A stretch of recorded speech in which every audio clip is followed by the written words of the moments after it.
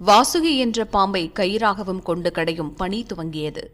அங்குமிங்கும் கடைந்தபோது வலிதாளாத பாம்பு விஷத்தை கக்கியது. எல்லாரும் நடுங்கிய நேரத்தில் தேவர்களை காக்க முடிவெடுத்த சிவன் அந்த விஷத்தை விழுங்கிவிட்டார். பதறிப்போன அவரது மனைவி பார்வதி விஷம் உடலுக்குள் சென்று விடாமல் இருக்க கழுத்தை பிடித்தாள். அது கழுத்திலேயே தங்கிவிட்டது. இருப்பினும் சிவன் மயங்கினார். பார்வதி அவரது மயக்கத்தை தெளிவித்தாள். ஆனந்தமாக எழுந்த சிவனை நந்திதேவர் தன் கொம்புகளுக்கு நடுவே தாங்கி பிடித்துக் கொண்டார். சிவன் அதில் நின்று ஆனந்த நடனம் புரிந்தார். இது ஒரு மாலை வேளையில் நடந்தது. இந்த பொழுதை பிரதோஷம் என்பர். பிற என்றால் தெய்வத்தன்மை. விஷத்தால் ஏற்பட இருந்த தோஷம் தெய்வத்தன்மையால் மாறியதால் இது பிரதோஷம் ஆயிற்று.